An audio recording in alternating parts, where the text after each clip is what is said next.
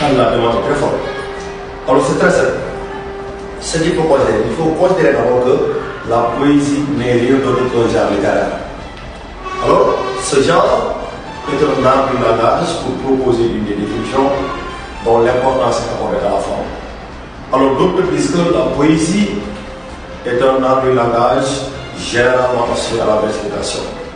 Il y a un autre qui les autres qui disent que la poésie est un art du langage qui se caractérise par la mise en jeu de toutes les ressources de la langue, afin de procurer au lecteur ou à l'auditeur un plaisir à la fois intellectuel et sensible. Qu'est-ce que vous avez compris autour des trois définitions dont je viens de dégager? Alors, certains disent que la poésie c'est la forme, c'est-à-dire le mot, les règles de la versification. D'autres disent que la poésie c'est le fond, c'est-à-dire le message, la parole, le discours. Il y a ceux qui ont conclu qu'effectivement, la poésie c'est la forme et le fond. Autrement dit, la poésie c'est le mot et le discours. La poésie c'est la règle de la versification et le discours. Alors maintenant, ce qu'il faut comprendre pour être dans les dispositions de réussir une dissertation quand le thème général fait allusion à la poésie. Ce qu'il faut comprendre, c'est très simple, comme j'ai dit tantôt. Vous voyez ici les fonctions de la poésie. Alors, c'est très simple. La poésie tourne autour de deux grandes branches. Quelles sont les deux branches? Nous avons d'abord ce qu'on appelle la fonction non engagée, suivie de la fonction engagée. Dans ce cas, qu'est-ce qu'une fonction non engagée? Une fonction non engagée n'est rien d'autre que si le poète ne se soucie pas des problèmes de la société. En grosso modo, le poète devient passif. Alors, dans ce cas, dans cette fonction non engagée, il faut faire très attention à cette fonction, laquelle nous avons la fonction esthétique. Écoutez bien ce que je vous dis, ou bien suivez bien ce que je vous dis. Que signifie la fonction esthétique? D'abord, c'est la branche de la fonction non engagée.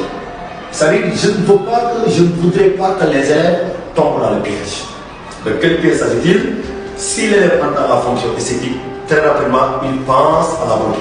D'accord, c'est l'une des branches de l'esthétique. Autrement dit, l'esthétique ne s'arrête pas autour du beau. La fonction esthétique tourne autour de trois grandes branches, lesquelles nous avons le beau, nous avons la l'évasion, nous avons la révolte formelle. Alors, le beau n'est rien d'autre que la forme au détriment du fond. Alors, si on dit la forme au détriment du fond, le poète ne se soucie pas du discours, le poète ne se soucie pas du fond. Le poète se soucie de la rime, le poète se soucie du rythme, le poète se soucie des règles de la versification en grosso modo, telles que l'assonance, telle que l'altération, telle que le sommet, tel que le rouleau, tel que la balade.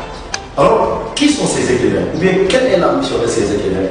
Leur mission est de séduire le lecteur, pousser le lecteur à se délirer, à s'enthousiasmer devant les beaux textes poétiques.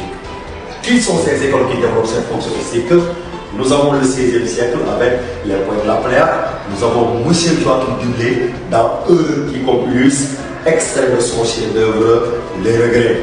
Dans Heureux Quiconculus, il a fait appel à la forme poétique la plus régulière dénommée le sonnet.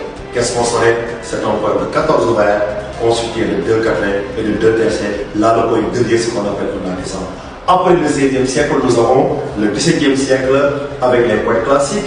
Plus précisément, le grand Nicolas Boileau, dans son chef-d'œuvre dénommé Art poétique, où il fait allusion à la rime. Qu'est-ce que la rime, justement? C'est la répétition d'une même sonorité en fin de vers. Comment? Il a travaillé sur la rime dans le quatrain suivant. Hâtez-vous lentement sans perdre de courage. 20 fois sur le métier, remettez votre ouvrage. Vous lisez sans cesse et le policier ajoutez quelques fois qu'il sera effacé. Là, vous avez remarqué qu'il y a les mêmes sonorités qui reviennent en fin de vers. Il y a